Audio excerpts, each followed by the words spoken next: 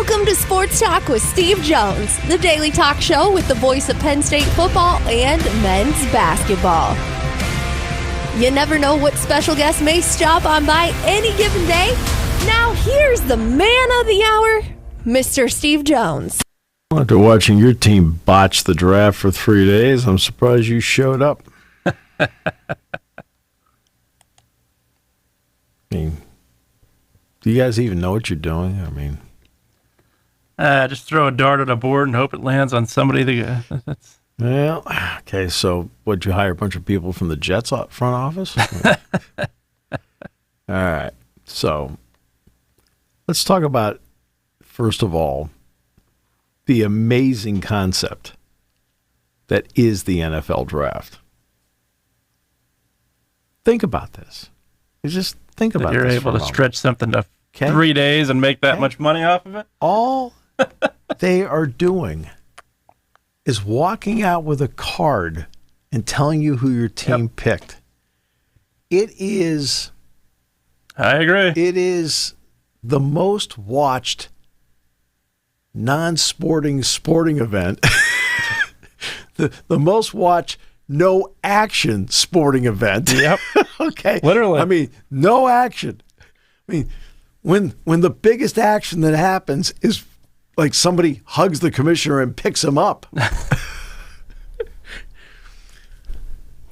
It is and 700,000 people turned out for it. 700,000. Now it'd be like it'd be 850 total for if the thing were in San Francisco. But I mean, no, it's because you really don't have fans. That's right. But we'll get. I drove them out of there. Well, we'll get to the lack of your own fans in a moment because we'll talk about the Sixers-Knicks thing. But you get 700,000 people. You get millions watching on ESPN, ABC, NFL Network. Now, my choice, everybody makes a choice as to what they want to watch. I watched NFL Network. I've always liked their presentation of the draft. That's just me. Everybody has their own preference. But all you do is hand cards out. Somebody walks to the podium with a card and tells you a name. If the player happens to be there, you get to interview the player. If the player is not there, you do not get to talk to him. You get to see video of them on Zoom, jumping up and down at their watch party. And this happens for 3 days. This isn't a 3-hour production. This is 3 days. That's how amazing this business of football is in this country. Yeah. I mean, think about that. No doubt. You merge college fans with pro fans. Because the college fans want to see where Theo Johnson's going to be picked. Okay? College fans want to see where J.J. McCarthy's going to be picked. The pro fans want to know if their team picked Theo Johnson. The pro fans want to know if their team picked J.J. McCarthy. Right. So you have the merger of college and pro fans together. And for 3 days. When ESPN first broached the idea, and it was Chet Simmons, of we'd like to carry the draft, they went to Pete Rozelle, then the commissioner of the NFL, and he looked at him like, all we do is stand there and just read off names. And he was right. That's all they do is they stand there and they read off names. Now, to the credit of ESPN, with Paul Zimmerman and others along the way, and then the entry of Mel Kiper, they turned into, whoa, that's an awful pick. That's a great pick. Wow, what a trade. Certain teams question Mel Kiper on the air. Sure, which is fine. Which is perfectly fine. Right? And he rolls with it. Yeah, absolutely. He rolls with it. Mel's done it. Mel is right. You know what? Again, this is a quick little sidebar. But Mel just finished his 40th draft, which is to his credit. And he started this thing, I think he started in his living room. I don't think he started in his basement. I think so. Right. It wasn't in the basement. I think it was actually in the living room. About scouting players and putting out reports on it. And they asked him if he thought the draft could be what it is today. And he said, yes. I give him credit. He also gave a piece of advice that I give the students in my broadcasting class, the same advice, and have forever.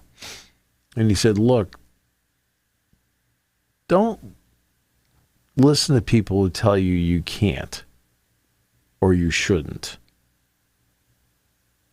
No, believe in yourself. And the number of people told me, what are you doing? You're wasting your time. You're not going to make any money doing this. All the time. He heard that early on. Now look at him. Believed in himself. Believed in what he was doing. I mean, people talk about his hair and everything like that. Hey, that's irrelevant. Okay? Those, again, that's always we have a tendency to pick on the irrelevant part of it and then make it a story about it's irrelevant. Mm-hmm. You say, that's why we stay away from irrelevant for the most part on the show, because I'll sit there and go, well, who cares? Right? Unfortunately, you have people who run media that like lock in on it. It's like, hey, look, we know what we're talking about here. Okay? If I need your help, I'll call you. Okay? All right? If I need ideas, I'll call other people that are in this thing and know what they're doing, because I may not know something. Right? I'll call them. I'm not going to call you. Don't need your help. Okay. And he believed in it. And now you see this.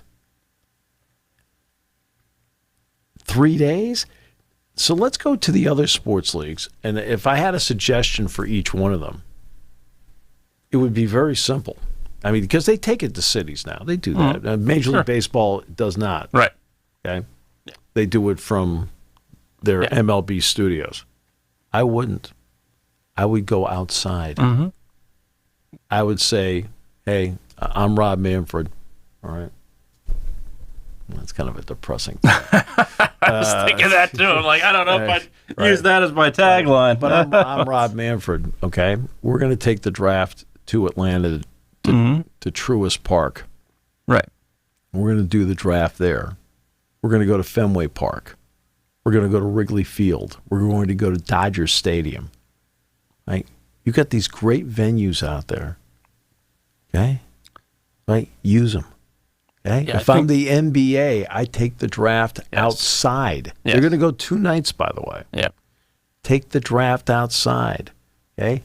Take it because they may be, for example, the NHL and the NBA may be winter sports, technically, but their drafts are in summertime. Yeah. Where it's beautiful in Toronto. It is beautiful in Nashville. It is beautiful in Vancouver, right? At this time of the year. Right? It's beautiful in Montreal, Winnipeg, okay? Minneapolis. Or you do it in St. Paul. Right. Right? It's beautiful in Chicago. Right? You're not going to get the same level of crowd as you get with the NFL, but by doing it outside instead of doing it in the arena, right? No. You watch, for example, in the NHL playoffs, the Stanley Cup playoffs are going on right now. How often do you see the road team score a goal and they shift to the people outdoor in the plaza in the city that's on the road? Everybody jumping up and down, right? NBA the same way. Remember all those watch parties, right? The Jurassic Raptors. Park. But remember Milwaukee? right? That tells me you can take the draft outside. You're going to draw a crowd. Yep. Right? You're going to draw a crowd. These three should be doing that instead of the sterile environments that they're in right now. The NFL has set the tone. Next year it's going to be in Green Bay. Right? They're never going to San Francisco. Might be in Pittsburgh following year. If it's in Pittsburgh, there are going to be people here going down there in droves. Right? And good chance they're getting it. 2026 or 2027, one of those 2 years. Right, because I mean, you know, they're fortunate. I think that it's for Pittsburgh. It's great if they get it in 26, because next year they get the U.S. Open Golf Championship at Oakmont. So you can follow that up with another big event the next year, and they're going to be. I could see them down at, what do you think, the Point? Right? Yeah, at the Point. And with everything in the background, the rivers, the whole thing, it would be a dynamic. And this is what the NHL should be doing. Go outside. Okay, we're going to do the NHL draft. You know, because remember, the Seattle Kraken did the expansion draft. They were outside. Yeah. Remember that? Oh, yeah. They were out. Chris Fowler, in fact, was the host of it. I watched a good chunk of it, right? And the NBA should be doing it. I mean, the NBA is interesting. They act like they're so forward-thinking on so many things, and yet they are. Which they are on some things. Right, but they aren't. Yeah. They aren't. Okay? Have they expanded yet? No. Right? They've got Seattle and Vegas both sitting there, and the NHL went in there before them. Who's forward-thinking? The backwards NHL or the forward-thinking NBA? No. The NHL did it. They said, okay, here we go. We're going to do this now. Guess what? They now have footholds in both cities. To their credit. Yeah, the NBA has sat there and has done nothing. Now they're going to take the draft to 2 nights. The second day, now, you know, there's a lot of intrigue last year with the second day for me personally, because I wanted to see Jalen and Seth get picked. And they did get picked. But this is an opportunity for them to take it outside to a plaza and get the fans of Milwaukee revved up, get the fans of Los Angeles and L.A. Live revved up, to get the fans in Las Vegas when they finally expand there, do it outside, get revved up. All right. Yeah, that's what they should be doing. The NFL has already set that tone for doing something like that, and I think there are cities that would love it. Major League Baseball is maybe a little more problematic, but boy, it sure would be fun to bring all the prospects to Fenway Park or to Wrigley Field or to Yankee Stadium or something and do something like that. I think Major League Baseball needs to increase the interest in the draft, too. So I think that's another way you could do it. I mean, you could have it at a ballpark and it's over the summer. Look, it's in season, yes, but you still can have it at a ballpark, I think, and ultimately just get interest back into the fans. I think that's the one big thing. Obviously, baseball as a whole is still trying to climb back. I think there's no question about it. It's been 30 years, and I'm still not sure they're back. And also, the one of the things that let's give credit where credit's due the NFL, these guys are going in, they're going to play. Oh, there's no doubt. Absolutely. Major League Baseball. Major League Baseball, it's going to be, a couple, 3 years before you see it. I mean, most of it will be in the witness protection program. Some people will never play. Right, exactly. Some people that are the top pick or 2 in the draft will never play. Yeah. But yeah, that's a huge part. But I still think for Major League Baseball, not only interest for the sport itself, but the draft. I don't think there's enough interest in Major League Baseball draft as there is in the others you named. NHL is, I'd say 50-50. NBA, I think there's strong interest. NFL, obviously, is their extreme interest, without question. So, hey, this is... But I just am... It's remarkable that the NFL, in the biggest non-action event you could think no doubt of, about it, has people watching in droves. I mean, I watched. I watched too. All right. Yeah. So now, in terms of the draft, the Steelers did Again, these are names on cards. We'll find out about the ability to transition. Yeah. The Big Ten had 41 picks. That means 1 out of every 5 players selected out of the Big Ten was a Penn State player, because Penn State had 8. 8. Yeah. Very quickly on Johnny Dixon. I'm not going to tell you, what he hurt and how extensive it is, but it's extensive enough where he's probably going to need to pass a physical before he signs with a team, right? Or at least, set it up in such a way where he can. It's going to be part of whatever contract he signs. The red flag for me was not the combine, because the combine was close enough to the Senior Bowl, It was when he couldn't do pro day. I was like, he's got a problem here. And so, as of right now, I don't think he's signed with anybody. No. And Keaton Ellis signed with Tennessee. Right. Yeah. Curtis Jacobs signed with Kansas City. Trey Potts with Kansas City. And those are the ones I know of to this point. But it's not as if there weren't guys out there that I thought were really good college players. Yeah. I talked about Sam Hartman. Yeah. Right? He ended up signing with Washington. Austin Jones at USC signed with Washington. Jerry Rice's son was a 7th-round pick. Yeah, Chargers. Yeah. By the Chargers. Like, okay. The league is different. In terms of how they evaluate people. The Steelers, on paper, it just seems really, really well. They needed to get the offensive line just more put into it, and they got it. 1st-round pick out of Washington is really, really a good player. And he can play 4 positions. And then there is Zach Frazier. I think the adequate description of him was that he is a mauler. Well, he is a mauler. Watching the video leading into the Penn State game last year, where you really have a chance to really look at everybody. Like I'm looking, I'll look at everything, not just the running backs and the wideouts, whatever. I'll look at the offensive line. I called Jack Ham up. I said, "Geez, Jack," I said, "have you seen Frazier, the center?"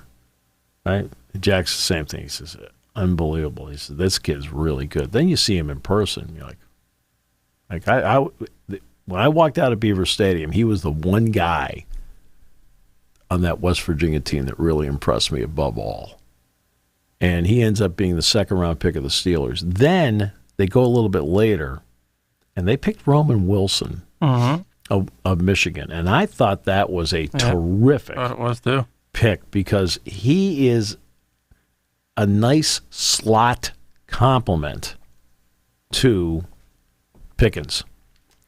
Because I can see them playing him more in the slot.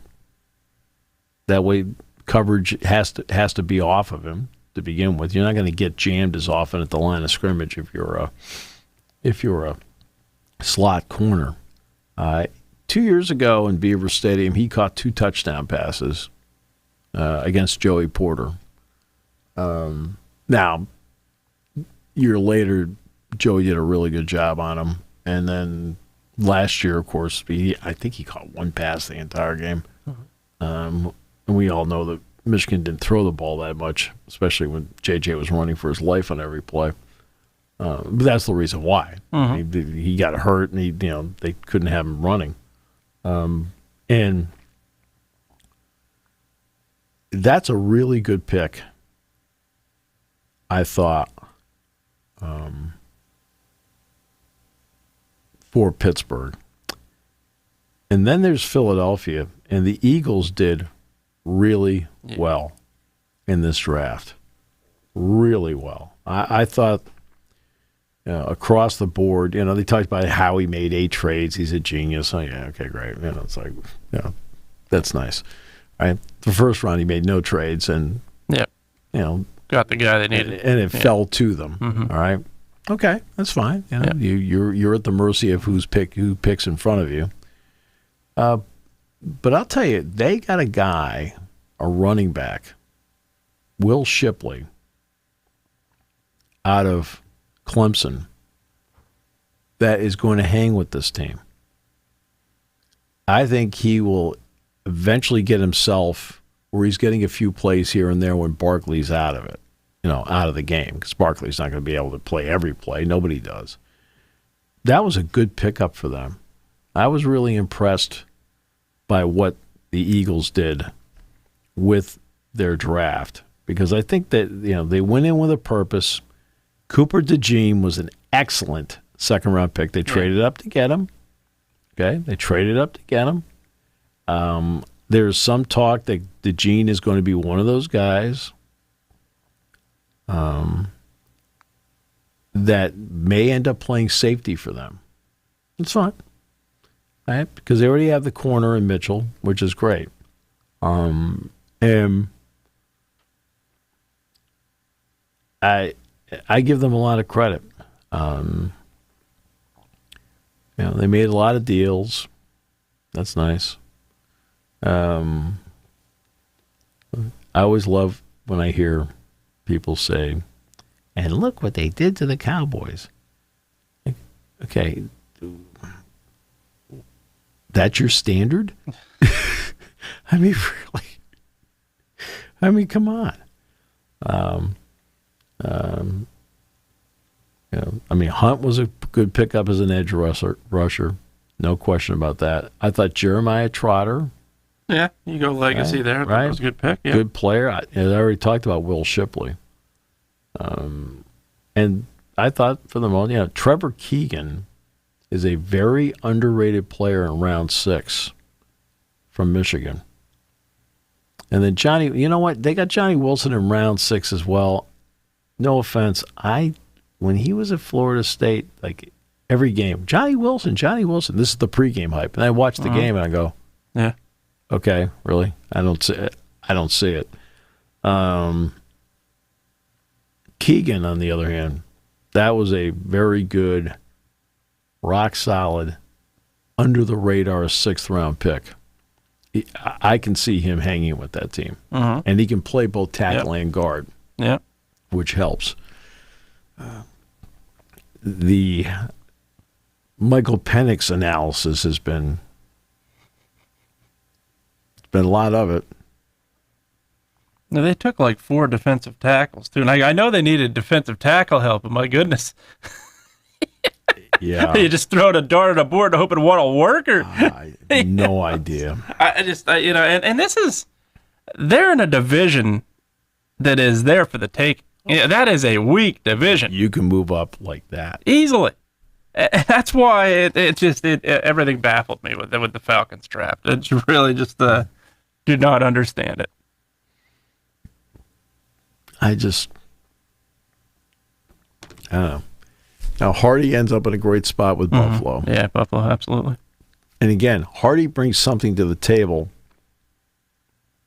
that, like, for example, Kalen doesn't. Right. And that is his ability to return kicks. And with the new NFL rule, we're essentially on a kickoff. You really do have to return the kick. Right. He could be invaluable to what they're doing because he can do that. And of course punts come into play as well. And it's always great to have a defensive back returning punts in case there's a fake. You have a person out there who actually tackles for a living. Absolutely. Yep. And that's always a plus, having a DB back there returning punts. And Theo ended up in a great spot with the Giants. I'm trying to think here if anybody's going to be able to throw the ball to him. I was going to say, you got that problem, yeah. Well, yeah, they could. Good receivers, good tight end. About that quarterback he gave $40 million to. Yeah, it's a lot of money. Hunter Norzad ended up in a great spot with Kansas City. Yep. Agreed. And I wasn't surprised he was off the board when he was picked. Then there's Caden Wallace. Right. Like, that one was like, wow. I thought he'd be a third-day guy. Like, wow. He's off the board. Adisa Isaac ended up in a great spot. Yeah, I think best pick in that spot. Great spot. Yeah, I agree. Yeah. Great spot. Ends up going to Baltimore. They rotate. They rotate, exactly. They rotate as much as they do. Absolutely. And that's why I think it's a great spot for him. He's in a great spot. Kalen King actually ended up in a great spot because Green Bay has been running through corners left and right because they seem to get a lot of guys hurt. Well, I think Kalen's going to get himself some time, and you know what? I know that there's been the thought process that he about how much he struggled this past season. There are certain areas where he did struggle. There's no question about it. I thought played the run better this year than he actually had at any point in his career. And it's always interesting about the debate about whether to stay or go. And for example, I'll give you an example. Curtis Jacobs really debated it. I mean, he really did. I mean, he was, he kind of went back and forth on it. And in the end, he did it. He stuck with it. He ends up, hey, look, there's a lot of times if you're not drafted by the middle of round 6, there are some players that'll tell you their preference is to be a free agent because they can get a better deal. Okay. Absolutely. He ended up in a good spot in Kansas City when it was all said and done. So I think for Jacobs, while not having the prestige of being drafted, would surprise me because I thought he'd be like a fifth or early sixth round guy, something like that. Right. He can play. Sure. I mean, he can play on special teams. He can play, every down. There's a lot of things he brings to the table that are really good. And I think that he ended up in a good spot, and he'll play. Trey Potts is going to be out there with him. Right? And then there's Keaton Ellis with Tennessee. Tennessee needs players. Keaton Ellis is smart. Keaton Ellis is somebody that I think sees the field really well. And I think he'll get a long look from Tennessee. Look, you're a free agent. The bottom line is, it's not if you can make the practice squad. I'm talking about you make the practice squad. Now the door's open when guys get banged up to elevate from the practice squad. And a lot of the undrafted free agents end up practice squad wise, but then start getting elevated as the season goes, especially in a league that's talking now about going to 18 games. Yeah, 18 games, which they've been angling for the entire time. There's no question. They've been angling for that for years. Yeah, for two reasons. One, you have for one reason. There's only one reason. That's the big reason. Why the NFL is doing this. The massive reason. Right? I mean, it is all about cash. Yeah, it absolutely is. It's all about money. Yeah, absolutely is. It's all about selling more merch. Like this generic one. When did you buy that? I've had this shirt for a long time. It's been probably 5 or 6 years. The other part of it, that the advantage. Do you ever wash it? Too much. The other part. Just sitting here, we're in the same studio. I had a question. That's all. The other part that they're going to make themselves look great with this 18-game schedule, which is going to happen, is it moves the Super Bowl another week, and it just happens to put it on President's Day weekend now, which in turn gives probably, I'd say, 20 to 30% of the population of the country Monday off. Absolutely. So now they look great. They look like a genius with this. Yeah. But absolutely, you're right. It's the biggest thing. You're generating more money. Do you even out the schedule that you play the same number of home, same number of road games? Yes. But he's up there the other day, and he's yakking about when it finally, I think it was when Philadelphia picked. Yeah. He started talking about the Brazil game, and we're going to have X amount of international games. Like, what are you doing? Okay, you see those 700,000 people there? Yeah. In the plaza? They're domestic. 700,000 people. Okay. How many of them were from England, Germany, Spain, and Brazil? Yeah. Hey, come on. I agree. I'm all for one international game a year. That's fine. I'd even say preseason game. I'm not even sure I'd do a regular season game, but that's just me. I'd do 3. 1 in England, 1 in Germany, 1 wild card. It's at the point now where it's every weekend. I mean, what bothers me is that you think that a foreign game is Pottsville. It's like, no, it's in this country. Jason, it's in this country. The rightful 1925 world champions that should have their title back at some point. The Pottsville Maroons. Oh, yeah. Yeah. See, what does it tell you? They stripped them of it. Get nothing. As long as Bill Bidwell's Bill Bidwell or Bill Bidwell estate or anybody is tied to the Cardinals, they will not be champions. Oh. Not happening. You're cruel. Not happening. You're cruel. I think you're cruel. It's not happening. You notice the Cardinals have not won a championship since. Oh, you're just so low. Hey, just taking shots at it. Oh, they take plenty of shots at the 49ers for losing 3, but 2 recent Super Bowls.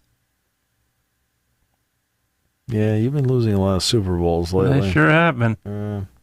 Yeah. I like their pick of Marvin Harrison, though. I think that's a great pick. Arizona made a great pick. Harrison is. That told you everything about what they thought of Kyler Murray. Yeah. Yep.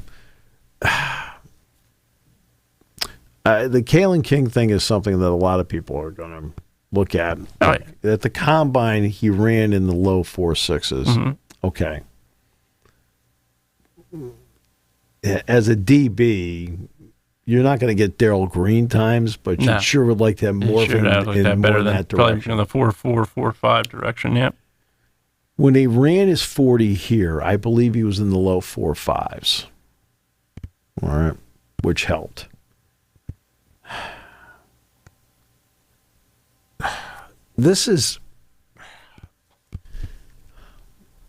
I'm watching the draft, and this is with Kalen King in mind, about what to do about that difficult decision at the end of your 3rd year. Now, for a guy like Curtis Jacobs, let's go back to him for a moment. Remember, Curtis played 4 years, and he played all 4 years. He didn't he's out there as a true freshman. He's playing, okay? So he played 4 years. He was in the same spot Seth Lundy was a year ago at the NBA draft. Seth had played 4 years. He had his COVID year available for him to play.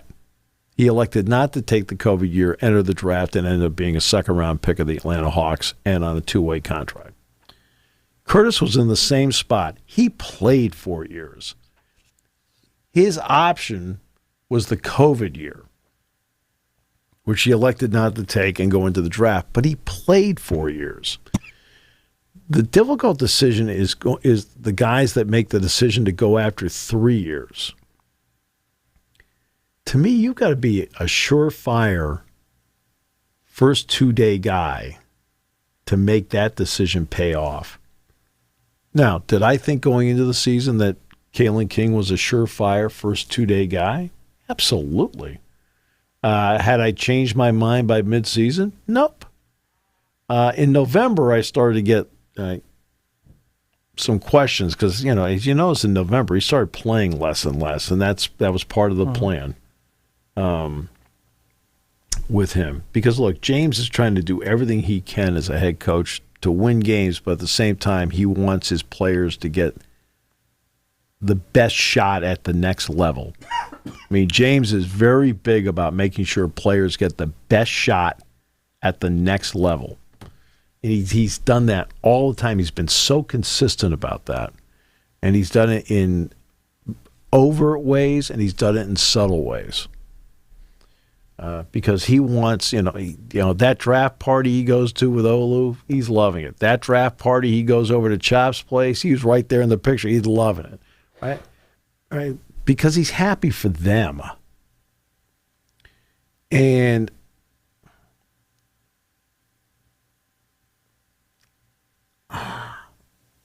the Kalen King part, again, this is the tough part. You need to get, when they give you a draft grade, you need, and I don't know what his draft grade was, so please, I don't know. Right. But they are not trying to snow you on your draft grade. Okay, why? Because this isn't college recruiting. Oh, come on, be a Washington Commander. This will be great. Come on, join us. Yeah, be an Arizona Cardinal. You don't want to go to San Francisco. They're criminal. Words that have been spoken many times. Right. And right, it's like escape Alcatraz. Right. In fact, I'm not surprised they didn't build a stadium there. They had better views. I think Alcatraz had better views than some of those views at Candlestick Park. You are just, man. You're just, I mean. Oh, Candlestick Park's obstructive views were bad. I actually was at Candlestick Park once. It was like, okay. Yeah. It's like, it's all right. Beautiful setting. You know, the setting, everything behind it. Yeah. But yeah, the stadium, oh boy. Yeah. So you get your draft grade. They're not trying to snow you. Right? They're trying to tell you, hey, look, this is where you fall. What I find amazing, and I don't know what his draft grade was, so please, I don't know what it was at the end of last season. But you have to believe that. And it's always problematic, and I'm not saying this is the case because Kalen King's a great, I mean, he is a great kid. All right? Kobe and Kalen are just terrific kids. So I have nothing but great things to say about him. And look, in 2022, Kalen King played not just good football, he played great football. I mean, great football in 2022. I mean, that interception he makes in the Rose Bowl, where the ball's in the air, and I'm tracking the ball, and I'm looking at him track the ball. I know he's picking the ball off. It's an easy play for an announcer to make because you see the guy playing it like next level, which I think he will be able to do eventually with Green Bay. That's fine. And some seventh-round picks make it. Oh, that's right, your quarterback. They do a little bit, yeah. Yeah, your quarterback. Yeah. Surprised they didn't draft one. Yeah. After the Super Bowl failure. That's right. Actually, that's right. he played really well in the Super Bowl. Played great in the Super Bowl. Yeah. Yep. But look, so they give you a draft grade. Well, the draft grade isn't based on last year. The draft grade is based on where they think you are now. Yeah. And I'm not saying this happened to Kalen. I'm not. Right? But it's a point I've made before about players in general.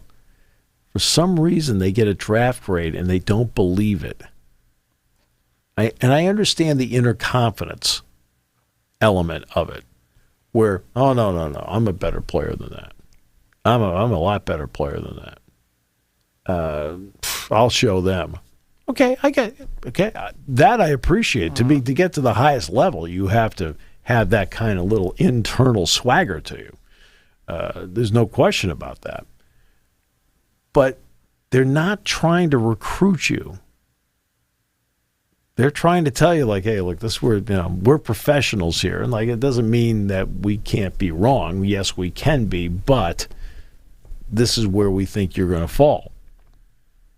And I'm not talking, and I'm not talking about Mel, and I'm not talking about Daniel Jeremiah, who are excellent at what they do. Yeah. I'm talking about the internal scouting system that they've gone over you. They look at it, and again, do they make mistakes? Sure, they do. Yeah, whomever was in charge of the Raiders scouting department and said that Jamarcus Russell was the top pick, the top overall pick of the draft, may have made a mistake. It was that Hall of Famer in Calvin Johnson, not far, and that Hall of Famer in Joe Thomas, not far behind him. It's like, other than that guy, just a couple guys. I mean, other than that, I thought it went really well. It was a great pick. So they do make mistakes. I mean, obviously they make mistakes, but for the most part, they're pretty good about where you should be. Right. And it's interesting how there are several players that decide to leave that didn't listen to them. Right. Yeah, and who knows? It could be the people around them, the entourage, the whatever, or maybe a personal thing. Hey, look, or it could be financial. Yeah, sure. For all we know, it could be financial. Hey, look, I got to go. My family needs the money now. I mean, and that part I understand. So, I wish that players would listen to the draft grade more. I think you'll find as time goes that's going to happen, and here's the reason why. It's 3 letters. NIL. You can still make some coin on this level. Sure. It won't completely alleviate the, hey, my family needs the money part, but, hey, it'll help. NIL is going to, I think, help the decisions where college football is going to continue, along with college basketball, to be more mature, which is good. I also think that the NFL and the NBA are going to get more mature players. You'll still have the 3 and outs. Caleb Williams was a 3 and out. Was Drake May 3 and out? I think he was, right? All right. Marvin Harrison was 3 and out. Yep. Jaden Daniels was not. Okay. Hey, he transferred from Arizona State. Yeah, he threw a touchdown pass to Brandon Ayuk, who's been in the NFL for years now. Yes. And free agent at the end of the Michael Penix was not a 3 and out. All right. Bro Nix was not a 3 and out. Now, J.J. McCarthy was. Okay. Olu could have come out last year, did not. And he ended up being, somebody said, well, he wasn't a top 10 pick. It's because the Jets traded. He traded down one. Come on. Stop playing games with everybody, okay? I always love, he was not a top 10 pick. He fell out. After the first round. Right. He fell out of the top 10. I can name some top 10 picks that shouldn't have been top 1,000 picks. Somebody said to me, he fell out of the top 10. I says, because the Jets traded back when they knew they had him. I says, come on. I says, stop it. The sad part is somebody that says that, some people that say that are very serious, saying, I know they are. That's right. That's where you need medication. Completely. You need a lot of medication. I can name a lot of reaches taking a pick 5, 6, 7 over the years that barely saw it down. Enough of the 49ers draft. Oh. Well, they had at least one in 2017. He saw the field, but he didn't exactly participate on the field very often. Who was that? Solomon Thomas. Yeah. He was okay. Got a big free agent deal. Yeah. But, no. The guys that were behind him, one is now on the roster. Fortunately, another guy beat him twice in the Super Bowl. Oh, you just... I feel like every time I work with you, it's a therapy session. By the way, Kyle left, not here. Kyle's birthday was yesterday. It was. So happy birthday, Kyle. Absolutely. From us to you. And I'm sitting here right now, and I can't begin to tell you how much I really miss you. How lucky you are. No, I really miss you so much today, Kyle. God, I miss you. Oh, no. Celebrate the next victory. Nothing personal to you. Dude, let's get to that for a second. The Knicks play the Sixers yesterday. Another Joel Embiid fourth quarter masterpiece. Look, Tobias Harris is another piece of that puzzle that has been around for years. That is. Well, you know what's interesting. We'll do this in a couple parts. You know, we talk about home court or home ice. Sure. Right? You know where the difference is with home court or home ice? Really, I mean, you really look at it. It's the supplemental players around the stars. They play better at home. Absolutely. Than they do on the road. Stars usually are pretty good regardless. That's why they're stars. They play well regardless of venue. It doesn't matter to them. It's the supplemental, like a Kelly Oubre, for example, plays better in Philadelphia. Right? Fred VanVleet in the finals. Yeah. there's just certain guys that are like that, and that's why they're the supporting cast. It's the supporting cast that normally plays better at home. The Stars play well no matter what. Right. And look, we know Joel Embiid is trying to fight his way through the injury. Mm-hmm. The Bell's palsy thing, I'm like, holy mackerel. Yeah. Man, how much more is this guy supposed to endure? Mm-hmm. But the fourth quarter yesterday, there was the point where Nick Nurse called a timeout with 3.5, 4 minutes to go. Because Embiid's walking down the court, and he is totally out of gas. Mm-hmm. Completely out of gas. I mean, he could barely get to midcourt.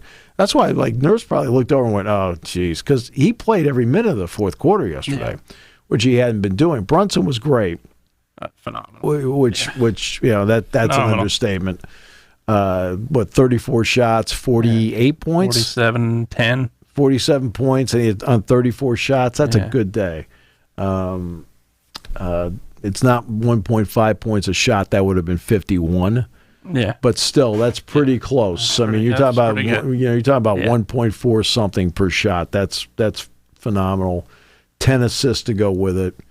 The bothersome part about the Embiid play is not just the scoring part, but the Knicks are just running over them on the offensive glass. The rebounding is killed. It's the 7-2. I mean, come on. And they played undersized most of the second half yesterday. Because of fouls. No foul trouble. Yeah, and that was the other part of it. And they used the third string center and had no problem. Had no problem. No, and had no problem with the third string guy out there. Sixers are not matching the Knicks' intensity whatsoever. Now, that's the other part of it. But as for the fans, it sounded like Madison Square Garden. Yeah.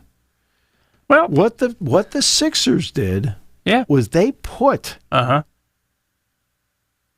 tickets. They did this on the market.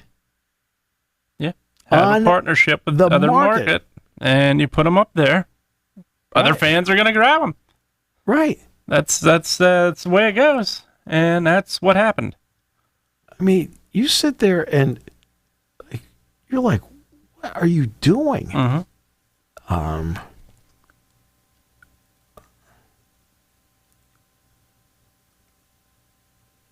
It makes no sense to me. I mean, I realize you're desperate to get money. I got that part. Okay, yeah, you're desperate to get money. Yeah, the other part. Wait, I forgot. You know what? I kind of forgot about that. You two are desperate for money. I forgot. That's right. But you're just so. I mean, it's a lot. So many conversations on the bad side seem to circle back to you. No, but okay. But this is where you make your money, right? Sure. It's a playoff game. The idea is to get your fans in the building, not to get their fans in. I don't get it. Stop nickel and diming stuff. And I think part of that is the old cliche, success is the root of all evil, and I think that's accurate. And this is a Sixers franchise that you go back a decade, people were paying $8 to see them. Fans were paying $8 to see them. Now, those fans are long priced out. And they've been priced out for probably 5 years now. And there's no need to be priced out. No need to be. Because guess what? You're about to get a TV contract in all likelihood with ESPN. Deal. Yeah. You're going to get a massive deal Turner, with Amazon here. I'll just use Turner. I'm not going to use Warner, Discovery, whatever. Turner's easier. Okay. But, with ESPN, Turner, NBC, and streaming. Yeah. And you're about to lock up a big streaming deal, too. And when that's done, you're going to expand, which means every owner is going to get, right? The other 30 owners are going to separate what could end up being between, I think, 5 to 6 billion in expansion fees. You should be, no offense, you should be dropping your prices. Oh, and by the way, don't pay Bradley Beal $161 million for 3 years to produce 9 points and go 4 of 13 for the field. Talking about Tobias Harris? No, I'm talking about Bradley Beal. For the Suns, yeah. Do you watch other games? I do watch other games. And then he completely knows, I walked right by Frank Vogel like it was his fault. I mean, do you have it? Yeah. That Suns team is. What city are the Jets in? You worry me. That Suns team's got problems. Absolutely, for the money the payroll they're on. Matt Ishbia paid $4.2 billion for that. For that, you betcha. Yeah. And as good as Kevin Durant is. Well, yeah, but Kevin Durant's not a kid anymore. No, that's the thing. He's aging. Number one. Number two, he's not that guy that is gonna. And I would put him in the top, probably top five in terms of players consistently for the last decade and a half when he was healthy. No question. But the problem is he's just not that guy that has that. There's a special part that Michael Jordan brought to the game, special part that Kobe brought to the game. You have to have that killer instinct at times. Doesn't have it. No, he doesn't. He doesn't. He just does not have it. No. It helped him with the Warriors that Steph Curry has. Steph Curry was there. Absolutely. Because Steph Curry has killer instinct. No question. Right? And that's where he won his 2 championships. No doubt about it. And he played as well as he played. Oh, and he played great. Yeah. Oh, no, he played great. He dominated. Oh, you're like going, oh, man, Durant's really great. But it really helps with like this guy over here. Okay. Best shooter of all times on your team. Doesn't hurt. Pretty good. Yeah. Doesn't hurt. But what the Sixers are doing with tickets, it's wrong. Big time. Okay. To me, the goal is to have filled stadiums and arenas. How do you do that? Yeah. How do you do that? Right? And TV is a big help to allowing you to do that because, boy, you're making more money from that than ever before. Yeah, absolutely. And that's, I see that. And I see Knicks fans invading Philadelphia, and it sounded like Madison. I'm watching the game. I'm like, going, holy mackerel! There are a lot of Knicks fans there. Now, I mean, typical Philadelphia, they gave up on the team, but I mean, that they did. Down 3-1. Well, the process is expiring very soon here. I don't think there's any question about that. They've got one player out of the process. Yeah. One. Yeah. Okay, think about it. Yeah. Think about what they've done. Player. They have one. Yeah. One. Joel Embiid, who's a special player. Yeah. Okay? Sure. All right. And you talked about him being gassed. Nobody else stepped up yesterday for Indiana to stay in. That was the other problem. They got one player out of that. Yeah. Okay. You deliberately put together teams. You move up in the first round, move up to the top pick, where you could have drafted Jason Tatum. You move up, you take a guy that's not. You took Markelle Fultz. You took Okafor for Duke, who can't defend you. Couldn't defend. Can't defend you. Took Michael Carter Williams, who was right, and they drafted Mikal Bridges and dealt him for the Texas Tech kid who can't play. Yeah. Yeah. Okay. These are the talent evaluations that have people saying, I put my tickets on the secondary market. I agree. All right. Talent evaluations that are going to say, hey, Daryl Morey, I'm not sure you're going to be here much longer. All of your teams, have you noticed, just really can't evaluate talent. Have you noticed that? All your teams? That's right. Well, the Phillies don't evaluate the minors very well either the last decade or so. These are your people. That's another one. What is the common denominator? You. All right. Talk to you tomorrow.